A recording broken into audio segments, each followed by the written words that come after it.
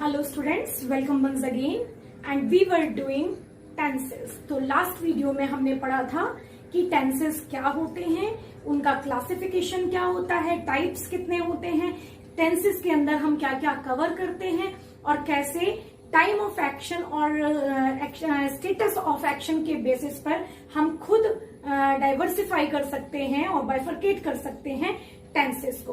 तो ये सब हमने, और टेंसेस को पढ़ना क्यों इंपॉर्टेंट है ये भी हमने लास्ट वीडियो में देखा। अब हम आगे बढ़ते हैं और हम पढ़ेंगे टेंसेस के टाइप्स।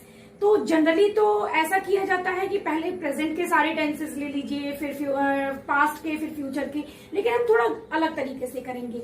हम पहले इंडेफिनिट के सारे टेंसेस लेंगे, ठीक है, यानी प्रेजेंट इंडेफिनिट, पास्ट इंडेफिनिट और फ्यूचर इंडेफिनिट को हम एक साथ कवर करेंगे। तो लेट्स मूव अहेड। तो इंडेफिनिट टेंस जो होता है ये वो टेंस होता है जिसमें काम का समय निश्चित नहीं होता है, या काम कितना हो चुका है, किस स्टेज पर है, ये निश्चित नहीं होता है। तो हम जब भी कोई टेंस सीखेंगे तो हम उसमें बेसिकली दो चीजें देखेंगे, क्योंकि हम अपने फर्स्ट वीडियो में ये समझ चुके हैं कि tenses are related to mainly the verb part of a sentence, ठीक है। तो उस वर्ब पार्ट में क्या क्या था, एक हेल्पिंग वर्ब थी और एक मेन वर्ब थी। इसका ये मतलब है कि डिफरेंट टाइप ऑफ टेंसेस में हमें सबसे जो इंपॉर्टेंट चीज समझनी है वो ये कि किसी पर्टिकुलर टाइप के टेंस में किस तरीके के हेल्पिंग वर्ब और मेन वर्ब जो है वो यूज होते हैं। तो सबसे पहले हम बात करते हैं इंडेफिनिट टेंस की, जिसमें सारे इंक्लूडेड है, जिसमें हेल्पिंग वर्ब होगी डू वर्ब। जब मैं यहां डू वर्ब की बात कर रही हूं तो ये डू वर्ब डू ग्रुप की बात है, ठीक है। जो हेल्पिंग वर्ब होते हैं उनके ग्रुप होते हैं do verb, be verb, have verb, जो कि हम जैसे जैसे आगे बढ़ते जाएंगे उनको डिटेल में पढ़ते जाएंगे। तो डू वर्ब जो होते हैं उसमें तीन वर्ब इंक्लूडेड होते हैं, डू, डज और डिड। डू और डज जो होते हैं वो प्रेजेंट टेंस में यूज होते हैं और डिड जो होता है वो पास्ट टेंस में यूज होता है। डू प्लूरल सब्जेक्ट्स के साथ यूज होता है और डज जो होता है वो सिंगुलर सब्जेक्ट्स के साथ यूज होता है। डिड पास्ट टेंस में हर तरीके के सब्जेक्ट्स के साथ यूज होता है। ये तो हो गई आपकी हेल्पिंग वर्ब की बात। अब करते हैं मेन वर्ब की बात। मेन वर्ब जो है वो यूज होती है वर्ब की फर्स्ट फॉर्म, ठीक है, वर्ब की फर्स्ट फॉर्म, और प्रेजेंट टेंस में यूज करते हैं वर्ब की फर्स्ट फॉर्म में एस या ईएस, ठीक है, और पास्ट में यूज करते हैं, यानी पास्ट इंडेफिनिट में हम यूज करते हैं वर्ब की सेकंड फॉर्म। चलिए तो हम आगे बढ़ेंगे तब करेंगे। फिलहाल let's catch up with the present indefinite tense. Present indefinite tense, तो हम बात कर रहे हैं प्रेजेंट इंडेफिनिट टेंस की। पहचानेंगे कैसे? किसी सेंटेंस को हमें प्रेजेंट इंडेफिनिट टेंस में बनाना है, इसे हम पहचानेंगे कैसे? जो ट्रेडिशनल पहचान होती है वो तो वही होती है, ता है, ती है, ते हैं, ठीक है। सेंटेंस के एंड में ता है, ती है, ते हैं, ते हो आता है। तुम नाचते हो, मैं पढ़ता हूं, वह गाती है, वे जाते हैं, इस तरीके से आता है। इसके अलावा, ठीक है, यानी जहां सेंटेंस जो है वो जहां काम जो है उसका समय निश्चित ना हो, एक तो ये बात हो गई। इसके अलावा जो दूसरी बात इंक्लूड होती है वो होती है रूटीन। मैं समय पर उठता हूं, मैं रोज नहाता हूं, मैं अपने दांत ब्रश करता हूं, मैं रोज समय पर विद्यालय जाता हूं, ये सारे क्या है? ये रूटीन है, या फिर इसको हम शेड्यूल भी कह सकते हैं, ठीक है। शेड्यूल और रूटीन बताने के लिए भी हम प्रेजेंट इंडेफिनिट टेंस का यूज करते हैं, ठीक। इसके अलावा जो वर्ब्स रिलेटेड टू सेंसेस हैं, ठीक है, जो वर्ब्स रिलेटेड टू सेंसेस हैं उनके लिए भी, जैसे देखना, सुनना, पसंद करना, ठीक है, टेस्ट करना, स्मेल करना, तो सेंसेस से रिलेटेड जो फील करना, ठीक है। तो ये जो टेंसेस से रिलेटेड वर्ब होते हैं, सॉरी सेंसेस से रिलेटेड जो वर्ब होते हैं उनको भी हम प्रेजेंट इंडेफिनिट टेंस में यूज करते हैं। तो आपको समझ में आ गया आप कैसे पहचानेंगे, ठीक है। जहां ता है, ती है, ते है आया हो, वो सेंटेंस या तो रूटीन बता रहा हो या शेड्यूल बता रहा हो या फिर उसमें वर्ब जो है वो सेंसेस से रिलेटेड हो, जो हमारी ज्ञानेंद्रियां हैं उनसे रिलेटेड हो, तो वहां पर हम वर्ब कौन सा यूज करते हैं? Tense, present indefinite tense. अच्छा, एंड में हा होना, है होना जरूरी है, तभी वो प्रेजेंट में होगा। अब हम बात करते हैं स्ट्रक्चर की। हर तरीके के सेंटेंस का स्ट्रक्चर डिफरेंट होगा। बेसिकली टेंसेस सीखते समय हम ये 3 तरीके के सेंटेंसेस करते हैं। एफर्मेटिव सेंटेंस यानी सकारात्मक वाक्य, ठीक है, जो पॉजिटिव होगा। नेगेटिव वाक्य जिसमें नहीं इंक्लूडेड होगा, और इंटेरोगेटिव सेंटेंस जिसमें कि क्वेश्चन पूछा जाएगा, ठीक है। तो ये 3 तरीके के सेंटेंसेस हम सीखेंगे। अब हम हर तरीके का स्ट्रक्चर देखते हैं और उसके बाद उस पर बेस्ड हम सेंटेंस बनाएंगे। तो सबसे पहले हम बात करते हैं एफर्मेटिव की। अगर हमें प्रेजेंट इंडेफिनिट में सेंटेंस बनाना हो एफर्मेटिव, तो हम क्या करेंगे? हम लगाएंगे सब्जेक्ट, ठीक है। और सब्जेक्ट जो होगा, मैं बता चुकी हूं आपको, सिंगुलर भी हो सकता है, प्लूरल भी हो सकता है,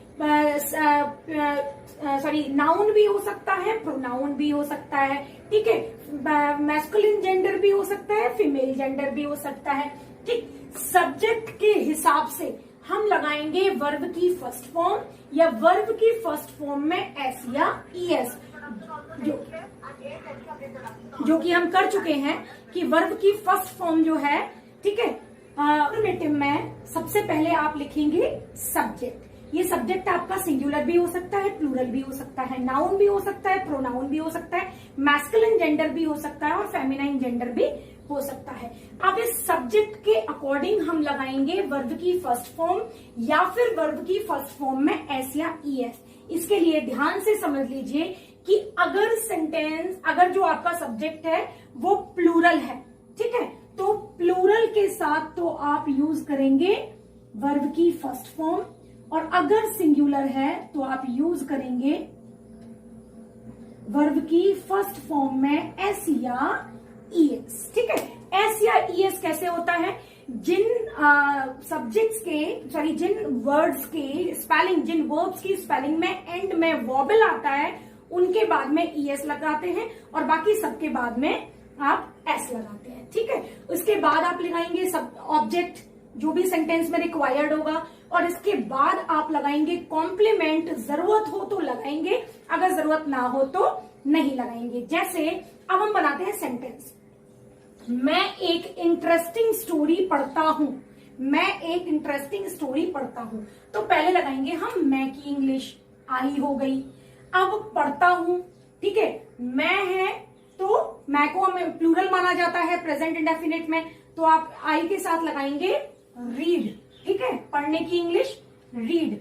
ये वर्ब की फर्स्ट फॉर्म हो गई, ऐसे ही इसकी जरूरत नहीं है क्योंकि ये आई है, ठीक है, आई रीड। अब मैं क्या पढ़ता हूं?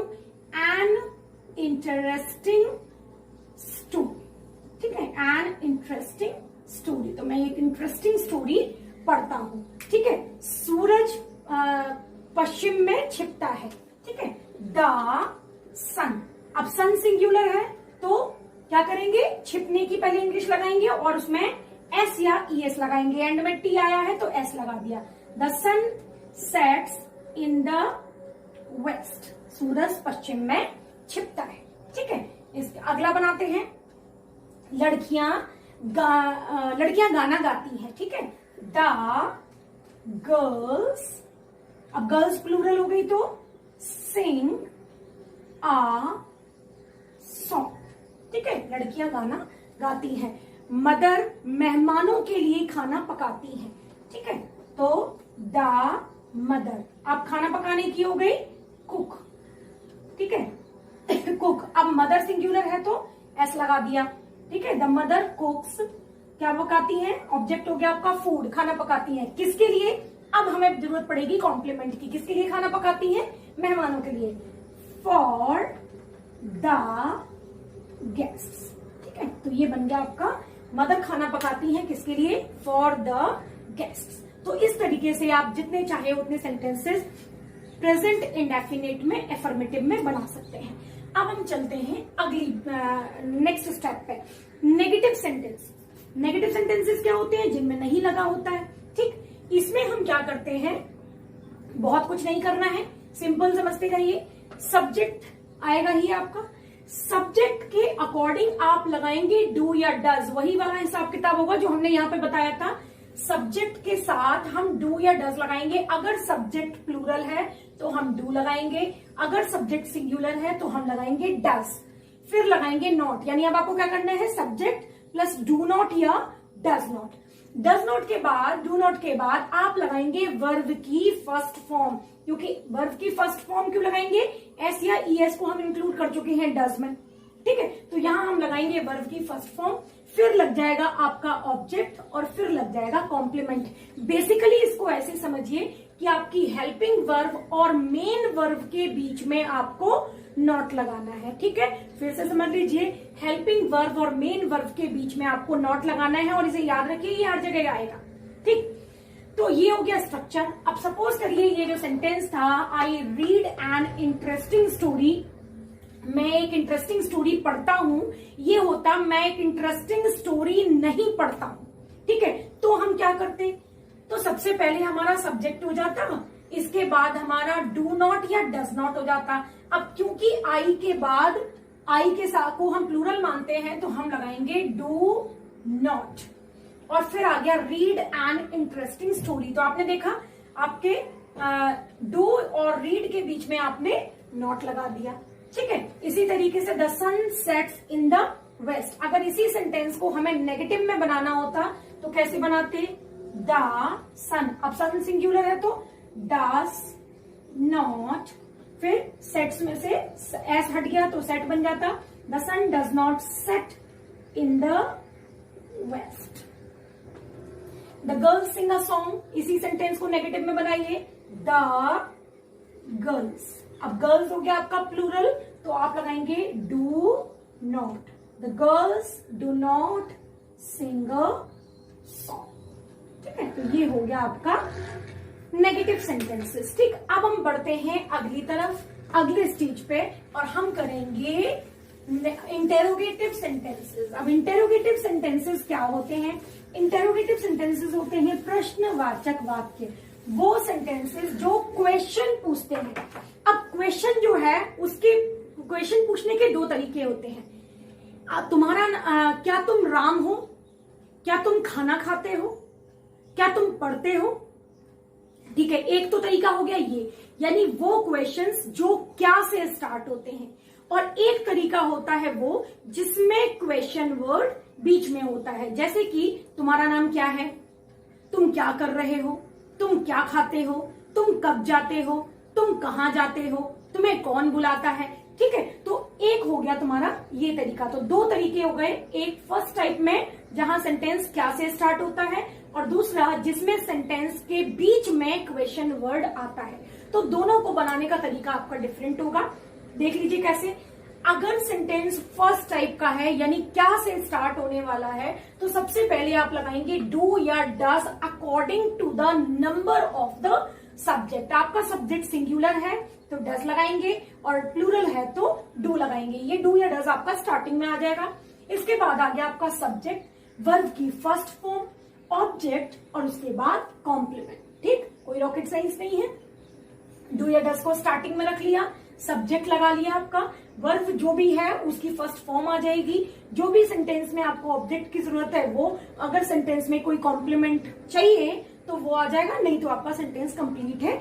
और लास्ट में we will put the question mark, it is essential क्योंकि आप क्वेश्चन बना रहे हैं। चलिए अब हम बनाते हैं, क्या तुम एक गाना गाते हो, ठीक है। तो हम तुम है, यू है, प्लूरल माना जाता है, तो डू यू। अब है डू यू, डू आ गया, सब्जेक्ट आ गया, क्या लगाएंगे, वर्ब की फर्स्ट फॉर्म, तो गाने की फर्स्ट फॉर्म, ठीक। डू यू सिंग, क्या गाते हो, अ सॉन्ग, क्वेश्चन मार्क, ठीक है। क्या पियोन घंटी बजाता है, पियन सिंगुलर है, does the peon ring the bell, ठीक है। और बनाते हैं, लड़के नदी में नहाते हैं, सॉरी, क्या लड़के नदी में नहाते हैं, लड़के प्लूरल हो गया, do the boys bath in the river, ठीक है। तो इस तरीके से आपका हो गया। ठीक, अब हम बात करते हैं दूसरे टाइप के क्वेश्चंस की। ये हो गए हमारे फर्स्ट टाइप के सेंटेंसेस जो कि क्या से शुरू होते हैं। क्या तुम गाना गाते हो, क्या पियन घंटी बजाता है, क्या लड़के नदी में नहाते हैं। अब सपोज करो यही सेंटेंसेस क्या तुम गाना गाते हो ये होता तुम गाना क्यों गाते हो। ठीक, उस स्थिति में हम क्या करते, कुछ नहीं करना है, सिंपली आपको डू या डस से पहले उस क्वेश्चन वर्ड की इंग्लिश जो कि आपकी WH फैमिली जनरली होती है, ठीक है, व्हाट, वेयर, व्हेन, व्हाई, ठीक है, ये जो है इनको हम यूज करेंगे सबसे पहले डू या डस के पहले। ठीक है, आपने सबसे पहले उस क्वेश्चन वर्ड की इंग्लिश लगा दी, डू या डस लगा दिया। ये डू या डस अभी भी आपके सब्जेक्ट के नंबर के अकॉर्डिंग ही लगेगा। वर्ब की फर्स्ट फॉर्म आ जाएगी, ऑब्जेक्ट आ जाएगा और कॉम्प्लीमेंट हो जाएगा। फॉर एग्जाम्पल ये पहला वाला सेंटेंस देखो, do you sing a song, क्या तुम गाना गाते हो, ये होता तुम गाना क्यों गाते हो। तो हम क्या करते, हम लगाते इस, क्योंकि देखो दोनों में कोई फर्क नहीं है तो ये सेंटेंस में तो हमें कुछ करना नहीं है, सिर्फ हमें क्या करना है, इस डू से पहले हमें क्वेश्चन वर्ड की इंग्लिश लगानी है। और क्वेश्चन वर्ड है आपका क्यों, तुम गाना क्यों गाते हो, तो हम लगाते हैं क्योंकि इंग्लिश जो कि होती है व्हाई। तो ये बन गया आपका why do you sing a song. Does the peon ring the bell, peon जो है वो घंटी बजाता है। क्वेश्चन होता पियोन घंटी कब बजाता है, तो हम कब की इंग्लिश लगा देते हैं स्टार्टिंग में और ये बन जाता when does the peon ring the bell. ठीक है, तो ये हो गए आपके डबल इंटेरोगेटिव, इनको डबल इंटेरोगेटिव भी कहते हैं। अब हम बात करते हैं एक और क्वेश्चन वर्ड की, क्योंकि एक्सेप्शन हर जगह होते हैं इंग्लिश में, you will find exceptions everywhere. एक और क्वेश्चन वर्ड की हम बात करते हैं जो कि होता है हु। हु के लिए आप समझ लीजिए, हु पर ये नियम अप्लाई नहीं होगा। वो क्यों नहीं होगा वो भी समझ लीजिए। जिस सेंटेंस में हु लगा होता है, वैसे तो हु एक क्वेश्चन वर्ड होता है, आपको पता ही है हु का मतलब होता है कौन, तो हु जो है वो एक क्वेश्चन वर्ड तो होता ही होता है, लेकिन हु जो है क्वेश्चन वर्ड होने के साथ साथ एक सब्जेक्ट का काम भी किसी सेंटेंस में करता है। ठीक है, तुम्हें कौन बुलाता है, इस सेंटेंस में सब्जेक्ट नहीं है अलग से, क्योंकि सब्जेक्ट जो है वो कौन ही है, तो कौन आपका क्वेश्चन वर्ड भी हो गया और सब्जेक्ट भी हो गया। उस स्थिति में आप क्या करेंगे, आप लिखेंगे सबसे पहले क्वेश्चन वर्ड, तो क्वेश्चन वर्ड तो आपका हु है ही है।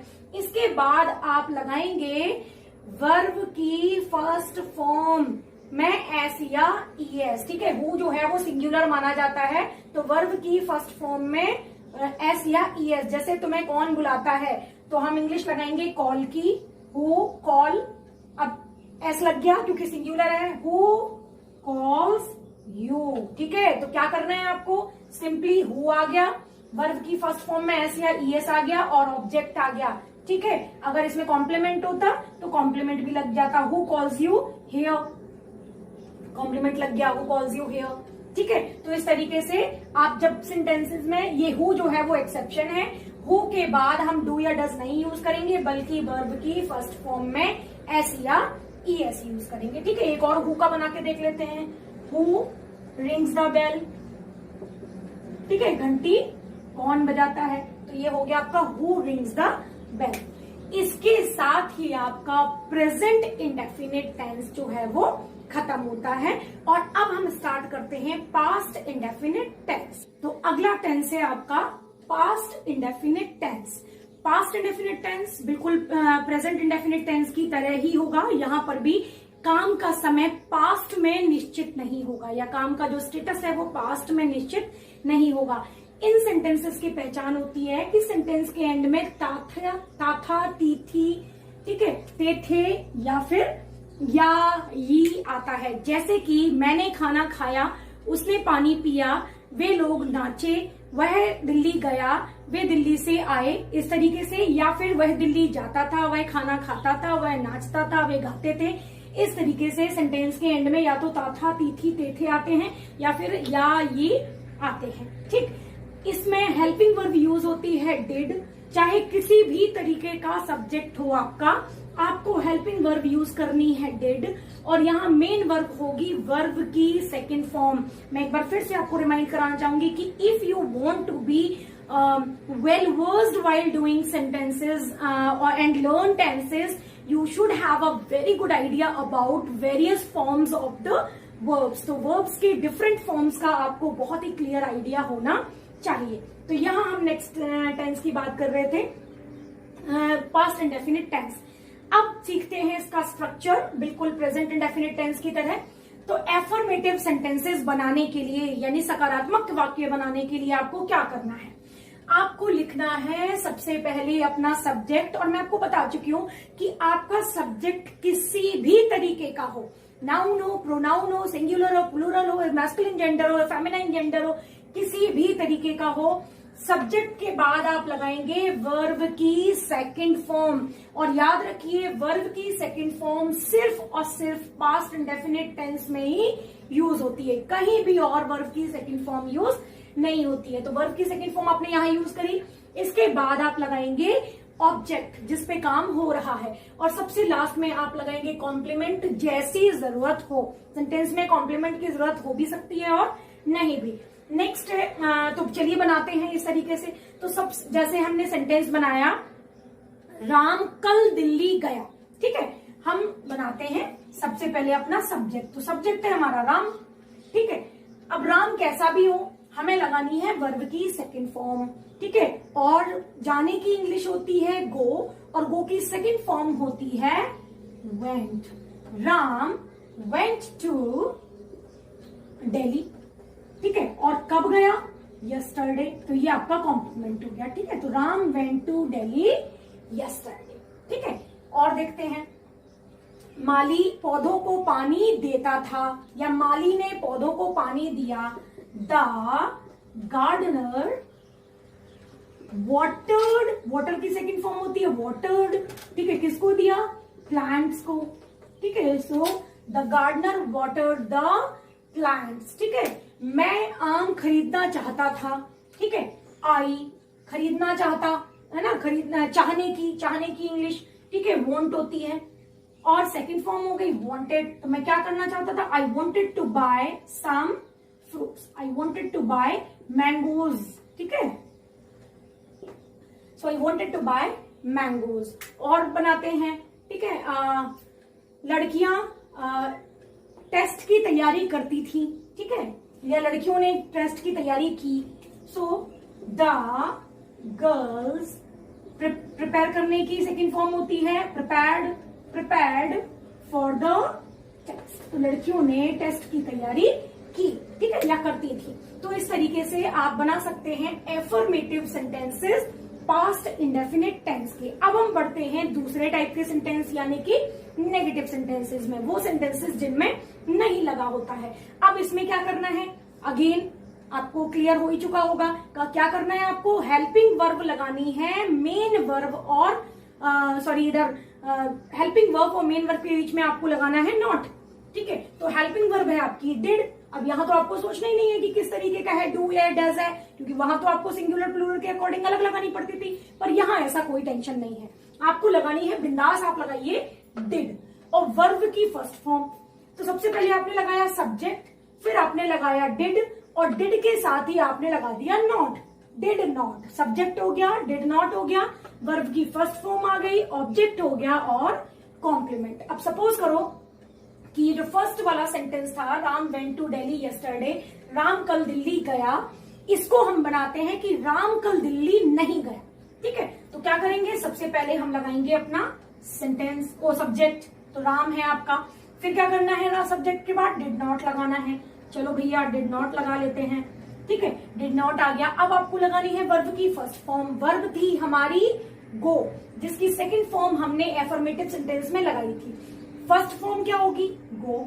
Did not go to Delhi yesterday, क्योंकि बाकी तो कोई भी चेंज होना नहीं है. ठीक है, Ram did not go to Delhi yesterday. ठीक है, ऐसे ही the gardener watered the plants, माली ने पौधों को पानी नहीं दिया. तो चलिए ये बनाते हैं. सबसे पहले माली की इंग्लिश द गार्डनर. ठीक है, फिर क्या लिखना है? Did not. वाटर की first form watered, watered second form थी, फर्स्ट फॉर्म हो गई वाटर. डिड नॉट वाटर, और फिर हो गया द प्लांट्स. तो ये सेंटेंस आपका बन गया the gardener did not water the plants. अगर ये हो I wanted to buy mangoes, तो I did not want to buy mangoes. The girls prepared for the test. The girls did not prepare for the test. ठीक है, तो इस तरीके से आप did not लगा के आपको वर्ब की फर्स्ट फॉर्म लगानी है. ठीक है, तो ये हो गए आपके एफर्मेटिव सेंटेंसेस और नेगेटिव सेंटेंसेस. अब चलते हैं हमारे नेक्स्ट टाइप पे, जो कि है इंटेरोगेटिव सेंटेंसेस. और पहले ही मैं आपको बता चुकी हूं कि there are 2 types of interrogative sentences. The first one starting with क्या and the second one in which question word is in the middle of the sentence. तो जो फर्स्ट टाइप का सेंटेंस है यानी क्या से शुरू वाला सेंटेंस है, उसमें हमें क्या करना है, हमें सबसे पहले लगाना है अपनी हेल्पिंग वर्ब. और हेल्पिंग वर्ब है हमारी डिड. फिर लगाना है सब्जेक्ट, जो कुछ भी हो, वर्ब की फर्स्ट फॉर्म, ऑब्जेक्ट, और सेंटेंस में कॉम्प्लीमेंट की जरूरत हो तो कॉम्प्लीमेंट. लास्ट में आप क्वेश्चन मार्क जरूर लगाएंगे क्योंकि आप क्वेश्चन बना रहे हैं. ठीक इसी तरीके से अगर दूसरे तरीके का क्वेश्चन हो, कौन सा, क्वेश्चन वर्ड वाला जिसके बीच में क्वेश्चन वर्ड हो, तो कुछ नहीं करना है, बिंदास होके जो आपका ये वाला स्ट्रक्चर था एज इट इज, यही structure you have to copy down. सिर्फ क्या करना है आपको, स्टार्टिंग में उस क्वेश्चन वर्ड की इंग्लिश लगानी है जो सेंटेंस के बीच में है.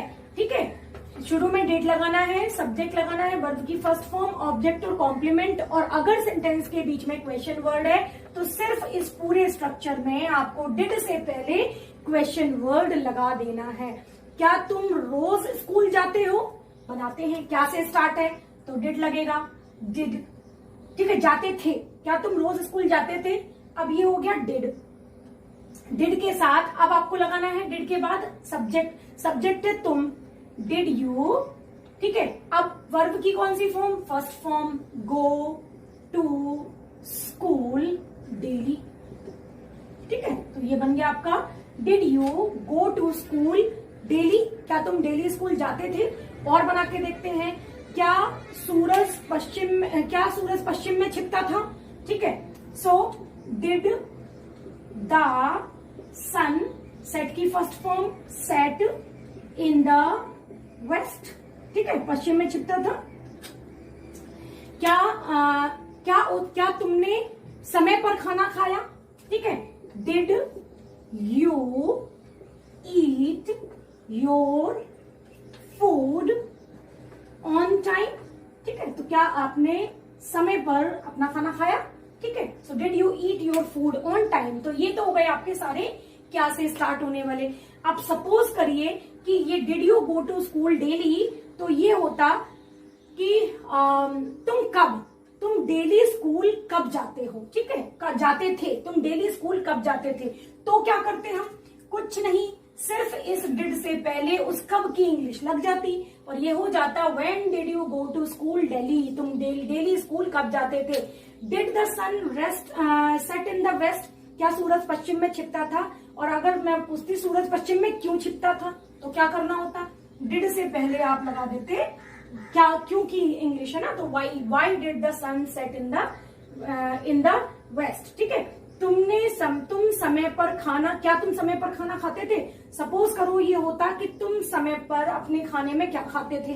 ठीक है, या कैसे खाते थे, तो हम लगा देते how did you eat your food on time. तो तुम समय पर अपना खाना कैसे खाते थे. ये तो हो गई बात आपकी सेकंड तरीके के इंटरोगेटिव सेंटेंसेस की. यहां फिर से हमें अपने उस एक्सेप्शन की बात करनी है, कौन से की, हु की बात. ठीक है, जैसे प्रेजेंट इंडेफिनिट टेंस में हेल्पिंग वर्ब नहीं लगती है अगर सेंटेंस में हु लगा हो, वैसे ही पास्ट इंडेफिनिट टेंस में भी हेल्पिंग वर्ब नहीं लगती है अगर सेंटेंस में हु लगा हो. वहां हम क्या करते थे, वर्ब की फर्स्ट फॉर्म में एस या ईएस लगा देते थे. क्यों, क्योंकि हु हमारा सब्जेक्ट भी था. यहां पर हम क्या करेंगे, यहां हम लगाएंगे वर्ब की सेकंड फॉर्म, क्योंकि क्या कौन सा फॉर्मेट फॉलो करना था हमें, ये एफर्मेटिव वाला. केवल हु लगा के हमको एफर्मेटिव वाला सेंटेंस वो फॉलो करना था. तो हम लगाएंगे वर्ब की सेकंड फॉर्म और फिर तो ऑब्जेक्ट है ही और कॉम्प्लीमेंट है ही. ठीक है, चलिए जैसे हम लिखते हैं तुम्हारी मदद किसने की, तुम्हारी मदद किसने की या तुम्हारी मदद कौन करता था, एक ही तरीके से बनेगा. ठीक है, सो हु लगा लिया सबसे पहले तो हमने। अब हेल्प करने की इंग्लिश, तो हेल्प में क्या लग जाएगा, सेकंड फॉर्म लगानी है हेल्प्ड। हु हेल्प्ड यू, ये बन गया आपका हु हेल्प्ड यू। इसका मतलब तुम्हारी मदद किसने की। इसके अलावा हम एक और बना के देख लेते हैं, तुम्हें इंग्लिश कौन पढ़ाता था, ठीक है, तो हु, ठीक है। फिर टॉट, टीच की सेकंड फॉर्म हो गई, who taught you English. English आपका कॉम्प्लीमेंट हो गया, ठीक है, who taught you English. Question word हो गया आपका, वर्ब की सेकंड फॉर्म हो गई, ऑब्जेक्ट हो गया और कॉम्प्लीमेंट हो गया, ठीक है। सिमिलरली इसमें भी आपका हु क्वेश्चन वर्ड हो गया, हेल्प्ड वर्ब हो गई और ऑब्जेक्ट हो गया, वर्ब की सेकंड फॉर्म, ठीक है। यानी हु जो है वो आपका सब्जेक्ट भी है और आपका क्वेश्चन वर्ड भी है, ठीक है। इसीलिए इसमें हम ये वाला फॉर्मेट फॉलो करेंगे। तो ये दोनों आपको मुझे उम्मीद है कि बिल्कुल अच्छे से आ गए होंगे। अब हम चलते हैं अपने नेक्स्ट टाइप की ओर, जो कि होगा फ्यूचर इंडेफिनिट टेंस। तो इस सीरीज में नेक्स्ट टाइप है हमारा फ्यूचर इंडेफिनिट टेंस, ठीक है। जैसे हमने प्रेजेंट इंडेफिनिट किया, पास्ट इंडेफिनिट किया, वैसे ही हमारा फ्यूचर इंडेफिनिट टेंस में फ्यूचर में किसी काम का समय निश्चित नहीं होगा। पहचान होती है इन सेंटेंसेस के एंड में गा, ही, ये आते हैं। तुम दिल्ली जाओगे, तुम खाना खाओगे, वो नाचेगी, मैं तुम्हें टेंसेस पढ़ाऊंगी, इस तरीके से, ठीक है। इनकी हेल्पिंग वर्ब होती है विल या शैल और मेन वर्ब होती है वर्ब की फर्स्ट फॉर्म, ठीक है। तो अब हम शुरू करते हैं, स्ट्रक्चर की तरफ चलते हैं। सबसे पहले हम लगाएंगे सब्जेक्ट, और सब्जेक्ट जो है हमारा पहले हम बात करते हैं ट्रेडिशनल, जो ट्रेडिशनली हम टेंसेस सीखते हैं उसके अकॉर्डिंग जो सब्जेक्ट है आपका, अगर आई और वी होगा तो आप उसके साथ शैल का यूज करेंगे, और अगर आपका सब्जेक्ट जो है वो आई और वी को छोड़ के कुछ भी हो, एक्स वाई जेड, चाहे आपका नाउन हो, प्रोनाउन हो, ठीक है, सिंगुलर हो, प्लूरल हो, कुछ भी हो, आप उसके साथ लगाएंगे विल।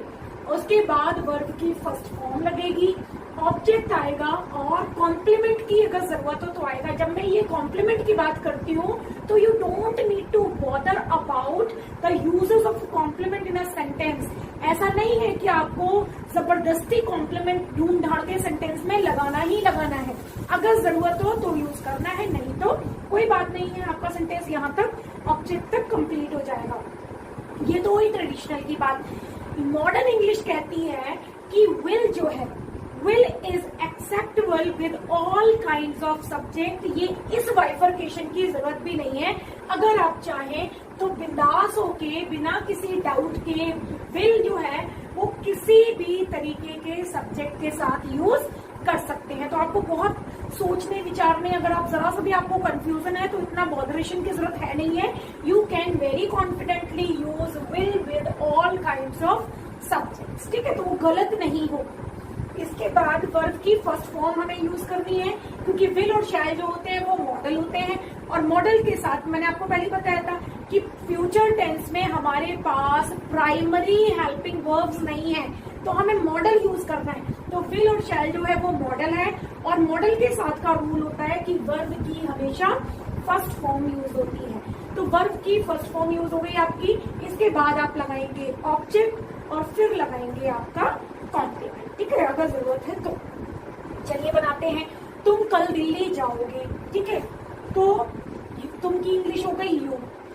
अब यू आपका आई और वी तो है नहीं, तो यू विल जाने की गो टू दिल्ली। अब ध्यान रखिए ये फ्यूचर का कल है, हम फ्यूचर टेंस कर रहे हैं, तो यहाँ आप लगाएंगे टुमारो, ठीक है। You will go to Delhi tomorrow. आज मैं तुम्हें टेंसेस पढ़ाऊंगी। I shall teach you tenses today, ठीक है। तो ये हो गया आपका I shall teach you tenses today, ठीक है। आप आई है तो शैल यूज किया, वर्ब की फर्स्ट फॉर्म आ गई, यू ऑब्जेक्ट हो गया, और ये आपका कॉम्प्लीमेंट हो गया, ठीक है। और बनाते हैं वह अपने दोस्त की मदद करेगा, ठीक है, वह अपने दोस्त की मदद करेगा, तो ही ही के साथ हम यूज करेंगे विल, ठीक है। हेल्प, मदद करने की इंग्लिश आ गई हेल्प, और हेल्प की फर्स्ट फॉर्म हेल्प है, ठीक है। ही विल हेल्प हिज फ्रेंड, अपने दोस्त की हिज फ्रेंड, ठीक है। तो ही सब्जेक्ट हो गया, विल हेल्पिंग वर्ब हो गई, हेल्प मेन वर्ब हो गई, और हिज फ्रेंड हो गया आपका ऑब्जेक्ट। तो ये बन गया आपका ही विल हेल्प हिज फ्रेंड। और बना के देख लेते हैं, ग्रामीण सांप को मार डालेंगे, ठीक है। ग्रामीण सांप को मार डालेंगे, तो द विलेजर्स, ठीक है, विलेजर्स लगाएंगे will kill the snake, villagers जो है वो स्नेक को मार डालेंगे, ठीक है। तो द विलेजर्स आपका सब्जेक्ट हो गया, फिर आपने लगाया विल या शैल जो भी जरूरत है, उसके बाद किल वर्ब की फर्स्ट फॉर्म, और द स्नेक हो गया आपका ऑब्जेक्ट, ठीक है। तो इस तरीके से आप बनाएंगे एफर्मेटिव सेंटेंसेस। यहाँ पर मैं एक और चीज ऐड करना चाहूंगी कि कई बार क्या होता है, फ्यूचर टेंस जो है वो प्रेजेंट इंडेफिनिट के साथ कोऑर्डिनेशन में आता है, ठीक है। ध्यान से समझिए मैं क्या कहने जा रही हूँ। कॉम्पिटिशन्स में कई बार सेंटेंसेस जो है वो कोऑर्डिनेट होके आते हैं किसके साथ, इस फ्यूचर इंडेफिनिट टेंस के सेंटेंस के साथ। अब ध्यान से सुनिए मैं क्या कह रही हूँ। मैंने कहा कि अगर बारिश होगी तो मैं बाहर जाऊंगा, ठीक है। अगर तुमने मुझे बुलाया तो मैं जरूर आऊंगा, ठीक है। अगर तुम मुझे बुलाओगे तो मैं जरूर आऊंगा। अगर उसने मुझे पैसे दिए तो मैं उसका काम करूंगा, ठीक है। अब आप क्या देख रहे हो, दो सेंटेंसेस हैं, ठीक है। और ये इस तरीके के सेंटेंसेस जो आधे सेंटेंसेस होते हैं उनको हम क्लॉज कहते हैं, ठीक है। वो हम क्लॉज के लिए एक अलग से चैप्टर करेंगे। फिलहाल आप ये समझिए कि दो क्लॉजेस से मिलके आपका एक सेंटेंस बना है, अगर वो मुझे पैसे देगा तो मैं उसकी मदद जरूर करूंगा, इस तरीके से। तो यहाँ दोनों जो है, जब हम जनरली हिंदी में बात करते हैं तो दोनों को हम फ्यूचर में बोलते हैं, ठीक है। अगर वो मुझे बुलाएगा तो मैं जाऊंगा, तो हम दोनों को इंग्लिश में फ्यूचर में बोलते हैं, लेकिन ये गलत होता है। इस तरीके का सेंटेंस आपको बड़े बड़े एग्जाम्स में, बड़े बड़े कॉम्पिटिटिव एग्जाम्स में आ जाता है, और सेंटेंस आपको ये दिया होगा, आई will go if he will invite me, ठीक है। सेंटेंस इस तरीके से होगा और आपसे कहा जाएगा कि इस सेंटेंस में गलती निकली या इस सेंटेंस का करेक्शन करिए। आप समझ लीजिए, आई will go if he will invite me, ये सेंटेंस गलत है आपको बोलने में, क्योंकि आप ऐसा बोलते तो आपको लगता है कि ये सेंटेंस भी सही है, ठीक है। ये सेंटेंस सही नहीं है, क्योंकि जो फ्यूचर इंडेफिनिट टेंस का सेंटेंस होता है वो कोऑर्डिनेट करता है प्रेजेंट इंडेफिनिट टेंस के सेंटेंस के साथ। यानी अगर ये वाला सेंटेंस, ठीक है, और ये दोनों क्लॉज जो हैं इनको हम अलग कर लेते हैं। आई will go if he will invite me, जो काम पहले होगा उसे हम प्रेजेंट इंडेफिनिट में बनाएंगे, और जो बाद में होने वाला है उसे हम बनाएंगे फ्यूचर में। तो आई विल गो, मैं जाऊंगा, अगर वो मुझे बुलाएगा, यानी पहले किसका काम होना है, मुझे बुलाने वाला। तो आप ऐसे बनाएंगे, I will go if he invites me, ठीक है। I will go if he invites me. ध्यान रखिएगा, जब इस तरीके का सेंटेंस आएगा जिसमें दोनों विल लगे होंगे, तो आपको क्या करना है, जो काम पहले हुआ है उसको आप प्रेजेंट इंडेफिनिट में कन्वर्ट करेंगे। If he gives me money I will work for him, ठीक है। If he calls me I will definitely go, if he demands I will pay, ठीक है। तो इस तरीके से आप सेंटेंस जो है वो अगर एक फ्यूचर इंडेफिनिट में है तो दूसरा जो है वो प्रेजेंट इंडेफिनिट में होगा। चलो, ये तो एक एक्स्ट्रा इन्फॉर्मेशन थी। अब हम बात करते हैं नेगेटिव सेंटेंसेस की। नेगेटिव सेंटेंस में आपको क्या करना है, पहले के सेंटेंस से आपको आइडिया तो वही क्या होगा, आपको हेल्पिंग वर्ब और मेन वर्ब के बीच में नॉट लगाना है, और हेल्पिंग वर्ब है आपके विल और शैल। तो ज्यादा कुछ नहीं करना है, बिल्कुल ऊपर वाले की तरह ही रहेगा। सब्जेक्ट के अकॉर्डिंग विल या शैल लगाना है, ठीक है। फिर नॉट लगाना है, नॉट के बाद वर्ब की फर्स्ट फॉर्म आ जाएगी, ऑब्जेक्ट आ जाएगा और कॉम्प्लीमेंट आ जाएगा, ठीक है। यानी हेल्पिंग वर्ब और मेन वर्ब के बीच में आपको नॉट प्लेस करना है। तो फॉर एग्जाम्पल ये फर्स्ट वाला सेंटेंस है, you will go to Delhi tomorrow. Suppose करो ये सेंटेंस ऐसे होता तुम कल दिल्ली नहीं जाओगे, तो आपको क्या करना है, you simply need to place a not between will and go. आपको हेल्पिंग वर्ब और मेन वर्ब के बीच में नॉट डालना है। I shall teach you tenses today, I shall not teach you tenses today. He will help his friend, he will not help his friend. The villagers will kill the snake, the villagers will not kill the snake। ठीक है, तो ये हो गए आपके negative sentences. अब हम आगे बढ़ते हैं और बात करते हैं इंटेरोगेटिव सेंटेंसेस की। ठीक है, इंटेरोगेटिव सेंटेंसेस जो है वो कैसे बनाते हैं। ठीक, तो क्या करना है आपको, सबसे पहले आप अपना विल या शैल जो आपका हेल्पिंग वर्ब है उसे बाहर निकाल लेंगे। पहले टाइप के इंटेरोगेटिव सेंटेंसेस करते समय, यानी वो सेंटेंसेस करते समय जिनमें सेंटेंस के स्टार्टिंग में क्या आता है। तो सबसे पहले आपने विल और शैल लगा दिया, इसके बाद लगाया आपने सब्जेक्ट। सब्जेक्ट आपका जो जैसा भी होगा वैसा ही आप विल या शैल लगाएंगे, या फिर केवल विल यूज कर सकते हैं आप सभी के साथ। इसके बाद वर्ब की फर्स्ट फॉर्म आ जाएगी, सब्जेक्ट के बाद ऑब्जेक्ट आ जाएगा, और सेंटेंस में जरूरत है तो आप कॉम्प्लीमेंट भी लगा सकते हैं, एंड लास्ट में you will put a question. ठीक, अगर सेंटेंस दूसरे तरीके का है, यानी क्वेश्चन वर्ड बीच में होने वाला, यानी इंट्रो जिसको डबल इंटेरोगेटिव कहते हैं, अगर उस टाइप का है तो क्या करना है, कुछ नहीं करना है, जो कर रहे हैं वही करना है इतने टाइम से।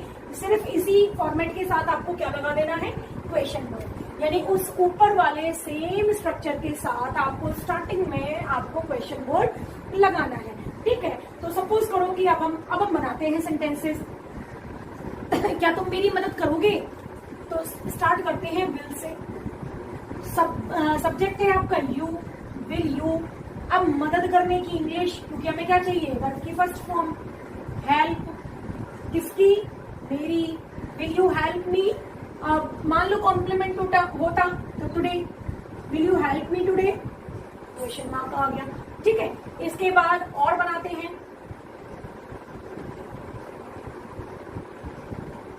shall we prepare a dance together? क्या हम एक साथ एक डांस प्रिपेयर करेंगे? ठीक है, shall we prepare a dance together? Will the boys play cricket in the garden, in the ground? ठीक है, क्या लड़के ग्राउंड में क्रिकेट खेलेंगे? Will the leader address the audience?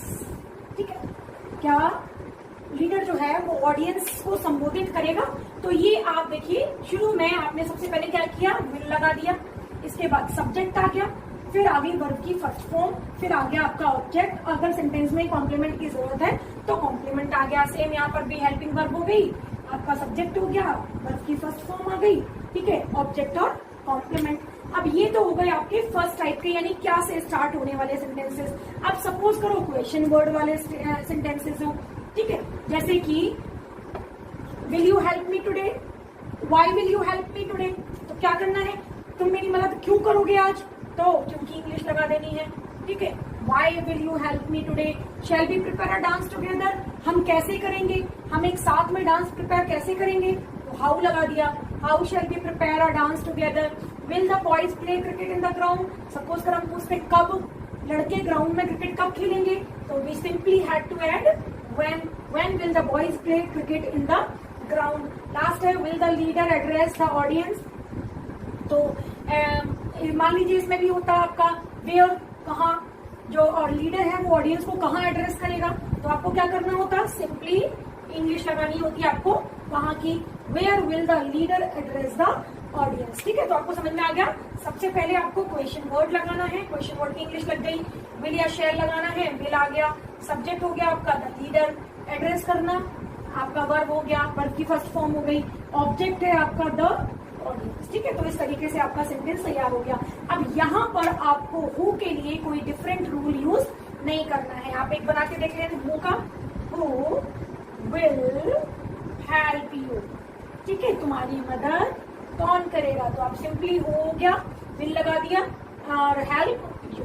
ठीक है, तो इसमें आपको कोई अलग से रूल सीखने की जरूरत नहीं है। तो ये हो गए आपके, अब आपके कंप्लीट होते हैं present indefinite tense, past indefinite tense और फ्यूचर इंडेफिनिट टेंस। तो बस आपको रूल्स पता है, उनमें जहां जहां जो जो डिफरेंसेस होते हैं वो पता है, और आप ध्यान से देखेंगे तो कुछ बेसिक स्ट्रक्चर है जिनको आपको सीखना है, और आप देखिए कि आप कितने एक्सपर्ट हो जाएंगे और किसी भी तरीके के सेंटेंसेस बना के सबको चौका डालेंगे।